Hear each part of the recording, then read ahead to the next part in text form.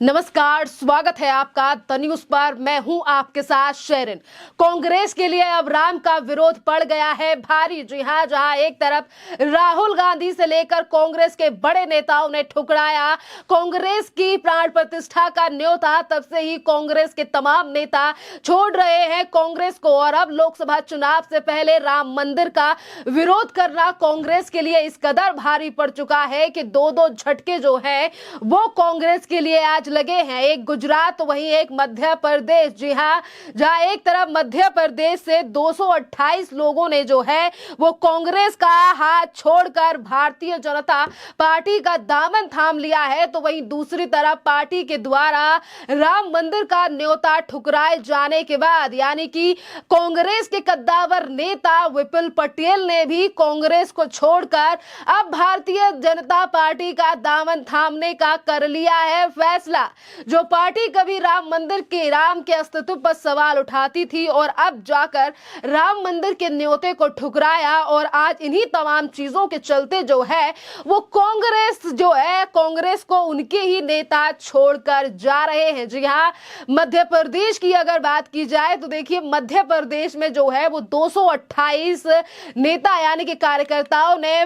कांग्रेस को छोड़कर भारतीय जनता पार्टी का दामन थाम लिया है। और ये तमाम लोग यानी कि नेता जो हैं वो चंबल से आते हैं, यानी कि एक तरफ जो है वो पार्टी को मजबूत बनाने के लिए पार्टी की साख और इस बार होने वाले लोकसभा चुनाव में टक्कर देने के लिए राहुल गांधी जो है वो भारत जोड़ो न्याय यात्रा कर रहे हैं। कांग्रेस लगातार बयान दे रही है, राहुल गांधी तो ये तक कहते हैं कि देश में राममय माहौल नहीं है, पर आज देखिए राहुल गांधी के ही बयान का किस कदर जो है वो आज हकीकत सामने आ रही है कि जो लोग यानी कि जो राम पर आस्था रखने वाले लोग हैं वो आज कांग्रेस का हाथ छोड़कर जो है वो अन्य पार्टियों में जा रहे हैं या फिर भारतीय जनता पार्टी का दामन थाम रहे हैं। तो हम कह सकते हैं कि इस बार लोकसभा चुनाव में जो है वो कांग्रेस के ऊपर राम का विरोध जो है वो काफी ज्यादा भारी पड़ सकता है। 2019 में राहुल गांधी का वो बयान जो काफी बड़ी पनौती साबित हुआ कांग्रेस के लिए, जिस पर उन्होंने कहा था कि चौकीदार चोर है, और वहीं दूसरी तरफ देखिए कि उसी बयान को लेकर राहुल गांधी ने कोर्ट में मांगी थी माफी, तो उस समय पर भी कई लोगों ने जो है वो कांग्रेस का छोड़ दिया था दामन। और अब इस बार जो है वो जिस तरीके से भगवान राम और अयोध्या में बने राम मंदिर को लेकर जो कांग्रेस की तरफ से लगातार बयानबाजी की गई, कभी सवाल उठाया गया प्राण प्रतिष्ठा को लेकर, तो कभी कहा गया कि हम अपने धर्म का इस्तेमाल नहीं करते हैं।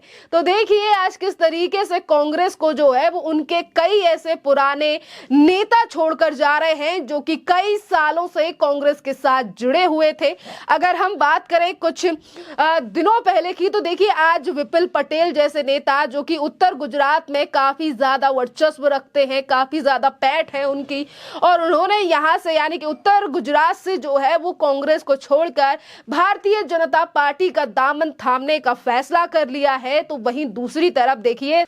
228 कार्यकर्ता नेता जो है वो बीजेपी में मध्य प्रदेश में शामिल हो चुके हैं। और इससे पहले अगर एक के बाद एक बड़े नेताओं की बात करें तो महाराष्ट्र यानी कि राहुल गांधी की ये भारत जोड़ो न्याय यात्रा मणिपुर से होकर जो है वो महाराष्ट्र जाएगी। पर महाराष्ट्र में देखिए मिलिंद देवड़ा भी एक कांग्रेस के बड़े नेता थे जिन्होंने अभी कुछ दिन पहले ही कांग्रेस का दामन छोड़ दिया है। देखिए किस तरीके से जो है वो बड़े बड़े नेता जो है वो आज कांग्रेस का दामन छोड़ रहे हैं, सिर्फ इसीलिए कि कांग्रेस जो है वो लगातार हिंदू विरोधी बयान दे रही है। कभी भगवान राम को लेकर बयान दिया जाता है तो कभी राम मंदिर को लेकर। और आज जो है देखिए एक तरफ जो है वो कांग्रेस हिंदुओं के वोटों को साधने के लिए राहुल गांधी ये कहते हैं कि मैं कभी अपने धर्म का इस्तेमाल नहीं करता, तो कभी उनके नेता जो है वो ये तक कह देते हैं कि राम मंदिर बनवाने में तो सबसे बड़ा अगर किसी का योगदान है तो वो राजीव गांधी का।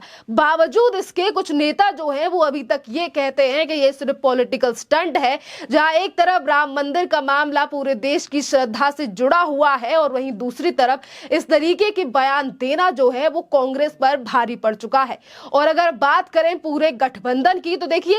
सिर्फ कांग्रेस ही नहीं बल्कि काफी ऐसी पार्टियां हैं जिस पर इस बार राम मंदिर का विरोध काफी ज्यादा भारी पड़ने वाला है, चाहे फिर वो अखिलेश यादव की पार्टी समाजवादी हो या फिर राहुल गांधी की कांग्रेस। काफी ऐसी पार्टियां हैं जिन्होंने राम मंदिर का विरोध किया है, जिनकी पार्टी को लेकर आज जनता सड़क से लेकर सोशल मीडिया पर विरोध करती भी नजर आ रही है। और देखिए, एक तरफ तो राममय माहौल की वजह से जहां एक तरफ ये कहा जा रहा है कि बीजेपी को जो है वो एक बड़ी बढ़त मिलने वाली है, क्योंकि 500 साल का जो मुद्दा है वो सॉल्व हो चुका है, राम मंदिर जो है वो अयोध्या में बन चुका है। तो देखिए, ये गठबंधन जो ये कहता है कि देश में लोकतंत्र नहीं है, हम लोकतंत्र को बचाने के लिए एक साथ आए हैं, मोदी सरकार तानाशाही कर रही है, इसीलिए हम तानाशाही के हटाने के लिए एक साथ आए हैं। और वही वो राहुल गांधी जो ये कहते हैं कि आज देश में नफरती माहौल है, इसीलिए मेरी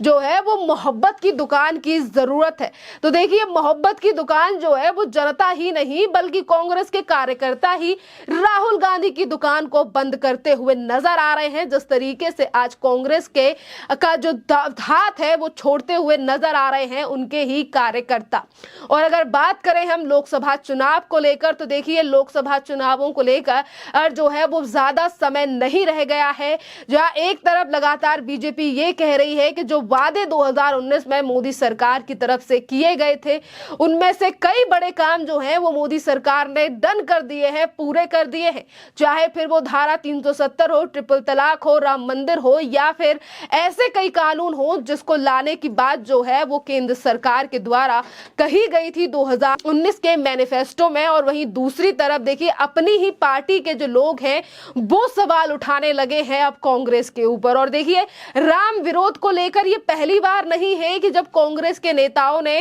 कांग्रेस का हाथ छोड़कर बीजेपी का दामन थामा है। जी हां, कांग्रेस के सबसे बड़े नेता, यानी कि बड़े ना कहें तो कद्दावर नेता है प्रमोद कृष्णम, और वो कई बार कह चुके हैं कि राम का विरोध यानी कि जिस तरीके से किया जा रहा है कांग्रेस की तरफ से वो गलत है। और जिस समय पर राम मंदिर की प्राण प्रतिष्ठा का न्योता ठुकराया गया था, उस समय पर भी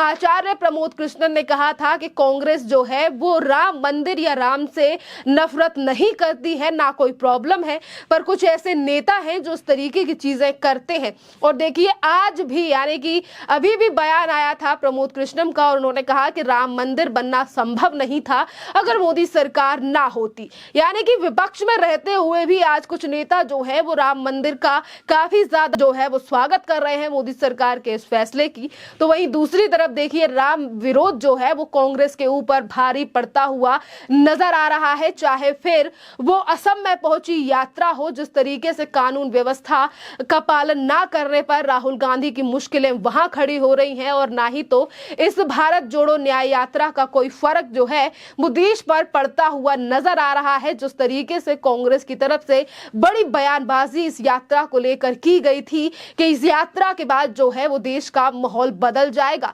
माहौल बदला तो जरूर है, पर माहौल जो है वो अब राम में नजर आ रहा है, और इसीलिए कांग्रेस के ही नेता अब उनका हाथ छोड़कर बीजेपी का दामन थाम रहे हैं। सिर्फ इसीलिए बीजेपी ने दिया है राम मंदिर, और वहां पर धर्म को लेकर राजनीति नहीं हो रही है, और ना ही तो इस कदर बयान दिए जा रहे हैं जिस तरीके से कांग्रेस के कुछ नेता और समाजवादी पार्टी के भी नेता दे रहे हैं, जिस पर विपक्ष एक दूसरे को लेकर जो है वो सवाल भी नहीं उठाता, जो ये कहता है कि हमें एक दूसरे की गलतियों को पॉइंट आउट करना चाहिए। खैर, इस पूरे मामले पर आप लोगों की जो भी राय हो आप हमें कॉमेंट कर जरूर बताइए। धन्यवाद।